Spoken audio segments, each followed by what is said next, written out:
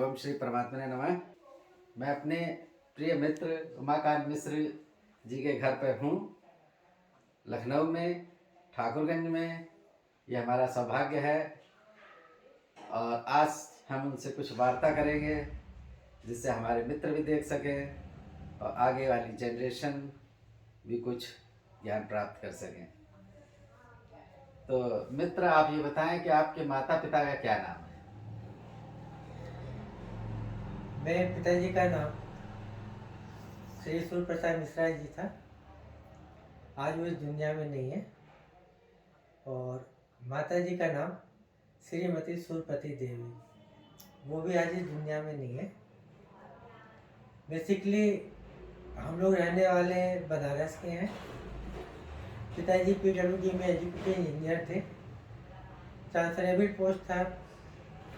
कई जगह से होते हुए वो जब लखनऊ में आए तो लखनऊ में इतना शांत जगह, उनको लगा कि पढ़ाई के लिए और चीज़ों के लिए लखनऊ बेहतर है, तो हम लोग फिर यहीं से रहने लगे। जी, तो आप कितने भाई बहन थे?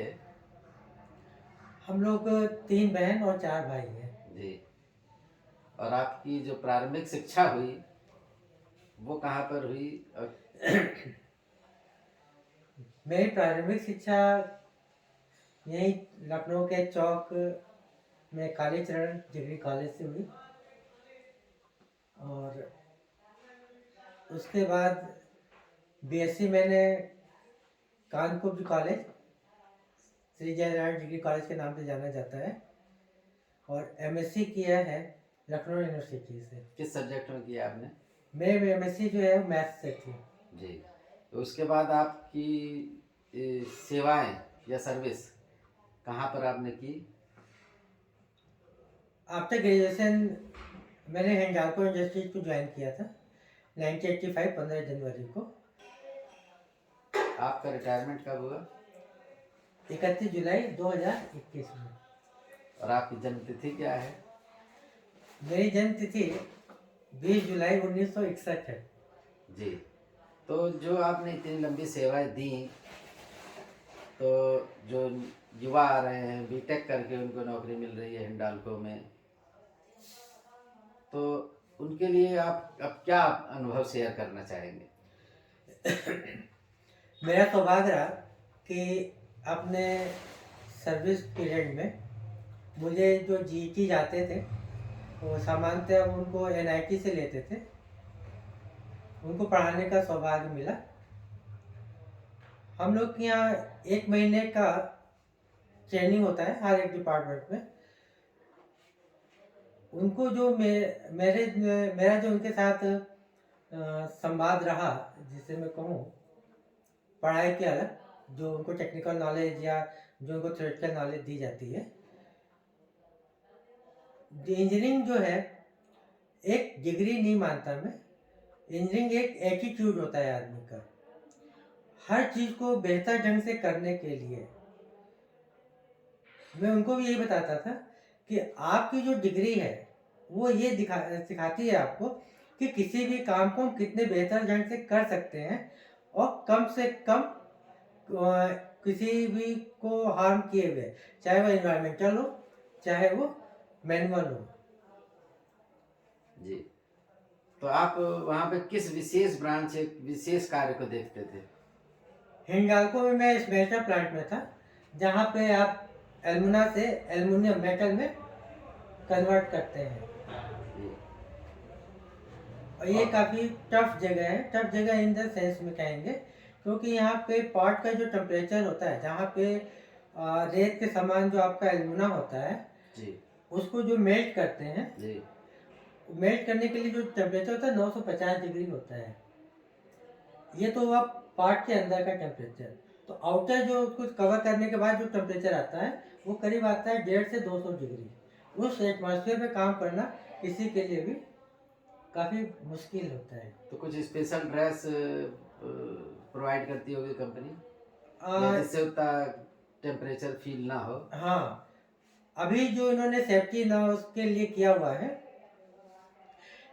पहले तो उतना ज़्यादा कपड़े वगैरह नहीं आते थे, नॉर्मल में हम लोग कॉटन कपड़े पहनते थे, क्योंकि कॉटन जो है वो हीट को एब्जॉर्ब कर लेता है, मतलब शरीर तक के जाने नहीं देता। जी अभी जो कपड़े आ रहे हैं वो इस तरह के कपड़े हैं कि हीट को वो अंदर तक के जाने ना दे, या कोई मान लीजिए आग का कोई टुकड़ा है या बात का कोई टुकड़ा है, अगर कपड़े पे गिर भी जाए तो वो ना जले। और हमारी भाभी जी का शुभ नाम क्या है, उनकी योग्यता? मेरी श्रीमती जी धर्मपत्नी का नाम कविता मिश्रा है, वो भी बनारस की रहने वाली हैं जी और उन्होंने बीएचयू से अपना एमए किया हुआ है। जी। और आपके बच्चों के बारे में थोड़ा सा बताएं। मेरे 2 बच्चे हैं, बड़ा है बेटा मनु मिश्रा जो कि बीटेक किया हुआ है और एक आईटी सेक्टर में काम कर रहा है। छोटी बेटी है ऋचा मिश्रा जो कि अभी एमएससी जस्ट कंप्लीट किया है उसने और आगे पीएचडी की तैयारी कर रही है। तो आप रिटायर हो चुके हैं, सेवानिवृत्त हैं, तो उसके बाद आपका जीवन को किस रूप में देख रहे हैं और क्या करना चाह रहे हैं भविष्य में? क्या प्लानिंग लेके आप चल रहे हैं? आ, इस समय का कैसे सदुपयोग करेंगे? मेरा मानना है कि मुझे अभी तक के जो भी मिला वो समाज का लोगों के द्वारा मिला है।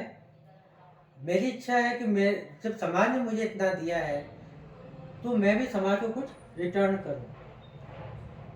उम्मीद करता हूं कि आगे जो है बच्चों को पढ़ाने का काम करेंगे, जी चाहे वो मीडिया के थ्रू हो चाहे वो क्लास के थ्रू हो। जी। अच्छा, आप जीवन को किस रूप में देखते हैं? जो स्पिरिचुअलिटी का हमारा एक पार्ट है इस चैनल में कि आप ईश्वर है या नहीं है, ये व्यक्तिगत रूप से शास्त्र के अनुसार नहीं, जीवन में आप उसका क्या अनुभव करते हैं, और नास्तिकता या आस्तिकता होती है, उस संदर्भ में क्या कहना चाहेंगे? इस ब्रह्मांड में कोई ना कोई शक्ति तो ऐसी है जिसको हम लोग ईश्वर कहते हैं, जो इसको पूरे ब्रह्मांड में सबको चलाती है। मेरी ईश्वर में पूरी आस्था है और माँ दुर्गा का मैं पूजा करता हूँ। कई ऐसी घटनाएं हैं जिंदगी में जबकि मुझे पता था कि मैं आगे पीछे कुछ ऐसा नहीं है। जैसे मैं आपको एक शेयर करता हूँ। मैं गांव जा रहा था, बनारस से गांव मेरा करीब 14-15 किलोमीटर दूर है और गंगा किनारे होने के कारण से उधर साधन नहीं मिलते रात में। नवरात्र के दिन था, मैं व्रत में था 9 दिन के, और शहर से अष्टमी सप्तमी या अष्टमी का दिन था, अष्टमी का दिन था, तो साधन भी शहर से उधर नहीं जा रहे थे। मुझको जाना था, उस समय रात के बजे थे 8, कोई साधन नहीं था। किसी एक ऑटो वाले से बात की तो उसने कहा ठीक है हम आपको थोड़ी दूर पे छोड़ देंगे। उसने मुझे थोड़ी दूर पे जाके छोड़ दिया। आगे मुझे 5 किलोमीटर सुनसान सड़क, अक्टूबर का महीना था, ठंड चल रही थी। अब मैं सोचा इतना अकेले सुनसान रास्ते में कैसे जाएंगे।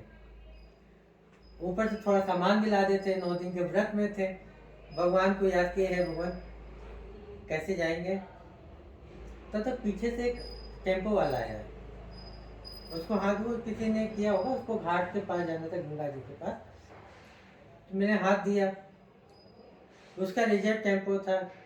पूछा क्या हुआ, बताया उसको, तो उसने कहा ठीक है ये बैठ जाइए। वो मेरे गांव के पास तक मुझे छोड़ दिया। तो मुझे लगता है कि ईश्वर की कृपा थी, नहीं तो उस अंधेरी रात में गंगा जी के किनारे की तरफ जा रही हुई सड़क पे कोई नहीं मिलता, क्योंकि वो उस समय पुल भी नहीं था वहाँ गंगा जी पे, और उधर जाने का कोई मकसद नहीं था किसी को। तो आपका जो गांव है उसका क्या नाम है? मेरे गांव का नाम है दुबई और ये बलुआ घाट के जस्ट किनारे पड़ता है, और गांव मेरा गंगा जी के जस्ट सटा हुआ है जी यहाँ पे। गंगा जी पश्चिम वाहिनी है जी। और आपका जन्म स्थान कहाँ का है? जन्म स्थान, मेरा जन्म तो बेसिकली गोरखपुर में हुआ है, जब पिताजी वहाँ पे पोस्टेड थे। तो आपके बचपन के मित्र कौन है, उनके साथ का कुछ शेयर करें। मैं बहुत सौभाग्यशाली हूँ कि मेरे बचपन के मित्र आज भी मेरे साथ हैं, जिसमें से एक श्रीमान हमारे डाक भाई, मैं डाक भाई बोलता हूँ इनको डॉक्टर हरिदय अवस्थी जी ये हैं। एक है हमारे अनिल कुमार दुबे जी, और एक है हमारे आनंद कुमार शर्मा जी, शिवराम वर्मा जी जो अभी लखनऊ में ही रह रहे हैं, जी आशुतोष जी हैं वो इस समय बेंगलोर में हैं, जी अनूप तांगड़ी जी इस समय कानपुर में है। ये कुछ ऐसे दोस्त हैं जिनके नाम, दोस्तों के नाम लिए हैं, जो कि अभी भी हम लोग एक साथ टच में हैं और काफ़ी कभी कभी टाइम मिलने पे एक साथ वक्त गुजारते हैं। जी। और आपके जो सेवा कार्य में के जो मित्रों में। हाँ मेरे बहुत ज़्यादा दोस्त तो नहीं है, क्योंकि मैं हेलो हाय वाली फ्रेंडशिप में विश्वास नहीं रखता। मेरा ये मानना है कि आपकी दोस्ती उसी से होनी चाहिए जिसके मान अपमान में आप अपना मान और अपमान महसूस कर सकें। सेवा काल के मेरे कुछ दोस्त हैं, जिसमें से एक हैं आदरणीय चतुर्वेदी जी। गीता का उनको बहुत अच्छा ज्ञान है, पूरी गीता उनको कंठस्थ है। दूसरे हैं विनय कुमार, दरभंगा के निवासी हैं, हालांकि वो भी आजकल रिटायर हो गए हैं। जी दो ऐसे प्रमुख हैं, बाकी तो दो तीन लोग और हैं, उनके नाम लेके कहेंगे तो बाकी लोग की लिस्ट कहेंगे कि मेरा नाम नहीं लिया। तो अब आप यहाँ लखनऊ में निवास करने आ गए हैं, तो दो आपके यहाँ आवास हैं, तो अब यहाँ पे विशेष करके कौन मित्र हैं जो आपका साथ डेली, जिनके साथ आपका एक दो दिन में उठना बैठना हो रहा है? मेरा जो रोज के उठने बैठने में यहाँ पे डाक भाई जैसे हरिदेव से जी हैं, ये तो अभी बनारस में अपना अध्यापन कार्य कर ही रहे हैं। यहाँ पे हैं अनिल कुमार दुबे जी, जिनके साथ सायंकालीन भ्रमण रोज होता है हम लोग का, करीब 1.5 घंटे से 2 घंटे, और आनंद कुमार शर्मा जो कि पास में त्रिवेणी नगर में रहते हैं। तो दर्शकों को आप ऐसा कुछ विशेष, चाहे वो अध्यात्म के क्षेत्र में या शिक्षा के क्षेत्र में या जीवन का जो अनुभव है जो आपने जिया है, उसके संदर्भ में कुछ बताना चाहें तो बताएं। जहाँ तक मैं धर्म पे आता हूँ, लोग हर किसी न किसी का कोई न कोई इष्ट देव होता है। मेरा मानना है, जैसे मैं दुर्गा जी का पूजा करता हूँ, तो मैं हर नारी को उसी रूप में देखता हूँ कि वो एक देवी के ही रूप में है। अगर आप उसका सम्मान नहीं कर सकते तो आपको दुर्गा जी का पूजा करने का कोई अधिकार नहीं रहता। इंसान में अगर आप जीवों को में एक भेद करते हैं कि ये मेरे काम के हैं तो ये मेरे लिए उपयोगी हैं, तो मैं इनका ज़्यादा रिस्पेक्ट करूं, ये मेरे काम के नहीं है तो ठीक है चलता है, मैं इसमें विश्वास नहीं करता। एक कहानी है, वो भी सुनाई देता हूँ। जी महाभारत में जब युधिष्ठिर जी राजसूय अपना राजसूय कर रहे थे, तो उन्होंने सबको काम बांटा और कृष्ण भगवान को उन्होंने कोई काम नहीं दिया। कृष्ण भगवान ने कहा भाई मेरा क्या काम रहेगा, तो उन्होंने कहा आप मेरे इतने पूज्य हैं कि मैं आपको कैसे कोई काम बताऊं, ऐसा कीजिए आप ही कोई काम अपना ले लीजिए। तो कृष्ण भगवान ने जो काम लिया था वो था कि जब सब लोग खाना खा लेंगे तो मैं पत्तल उठाऊंगा। योगेश्वर अगर ऐसे काम कर सकते हैं तो आप सोचिए कि कोई भी काम जो है वो छोटा या बड़ा नहीं होता। हम लोग सामान्यतया अपने स्वजनों का चरण स्पर्श करने में कहीं कहीं आज की डेट में लोग हिचकते हैं। जैसे सपोज करें, मान लें कोई आदमी बहुत बड़ा ऑफिसर बन गया, पैसे वाला हो गया, और उसका कोई स्वजन रिश्तेदार गरीब है लेकिन वो उससे बड़ा है, तो वो उसके पैर छूने में हिचकता है कि नहीं है? जी ये नहीं होना चाहिए, क्योंकि रिश्ते पैसों से थोड़ा अलग होते हैं।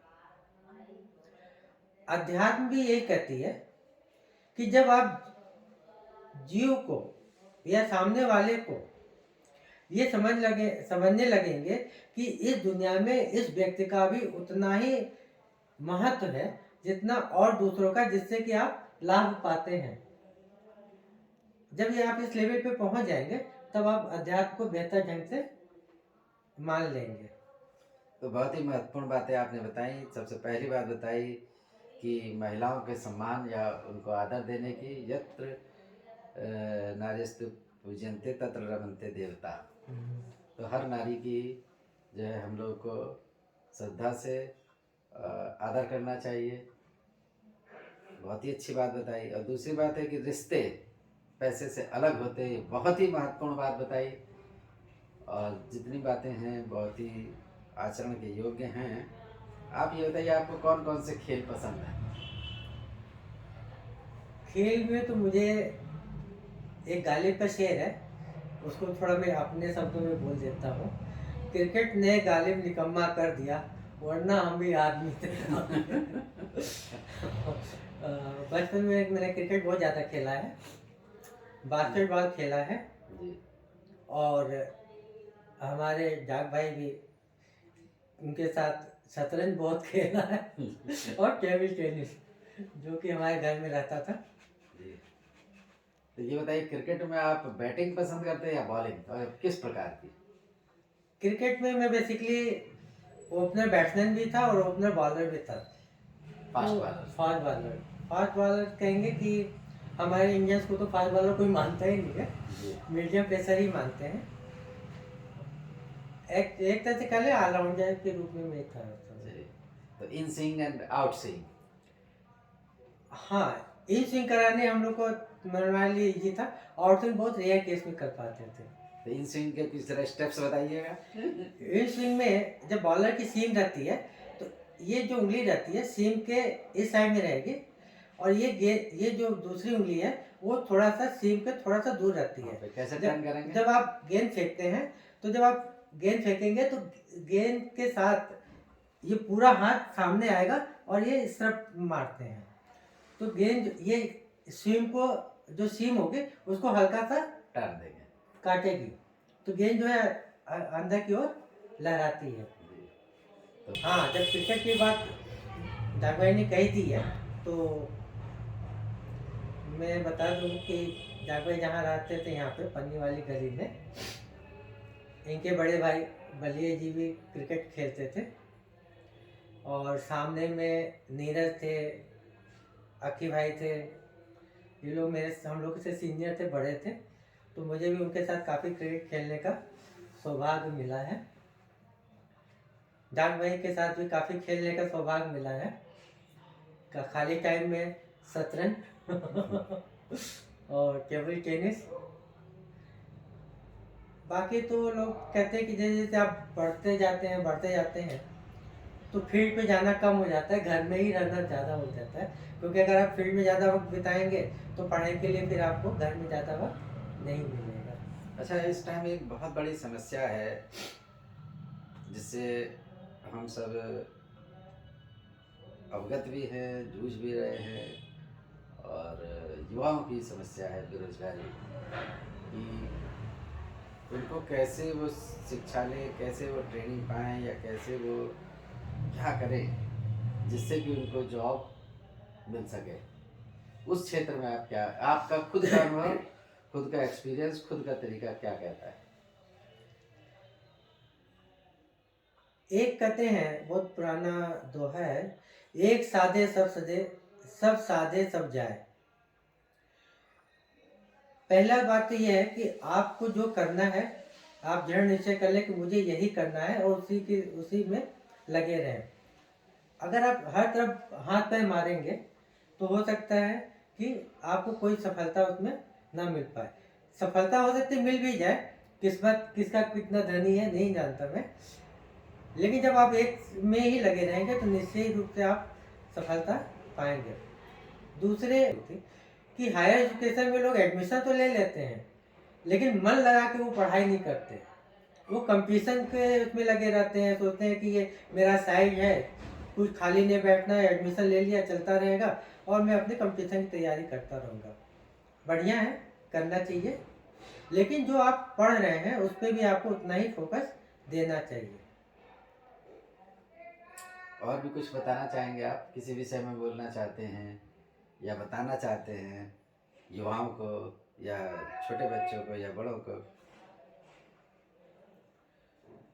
या परिवार वालों को? हाँ, अब तो हम लोग चूंकि जनरेशन चेंज होती रहती है, मैं एक सीधा सीधा ये सबसे कहता हूँ कि किसी भी रिश्ते में क्लियर होना चाहिए, स्पष्ट होना चाहिए, चाहे वो आपका पारिवारिक हो, सामाजिक हो या शैक्षणिक हो। गुरु शिष्य का भी रिश्ता है, उसमें भी क्लियर होना चाहिए। परिवार में तो 100% क्लियर होना चाहिए और स्पष्ट होना चाहिए। स्पष्ट का मतलब मेरा ये है कि जो आप कह रहे हैं और जो आप करेंगे और जो आप सोच रहे हैं, तीनों एक ही होना चाहिए, अलग अलग उसमें नहीं रहना चाहिए। आजकल के रिश्तों में जो बिखराव आ रहा है, मेरा मानना है उसका एक मूल रीजन यही है कि हम कहते कुछ हैं, करते कुछ हैं और सोचते कुछ हैं।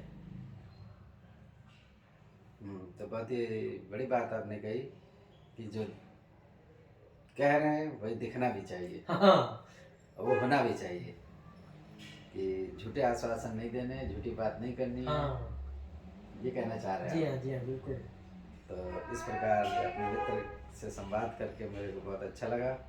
आप लोगों ने भी समय दिया, धन्यवाद।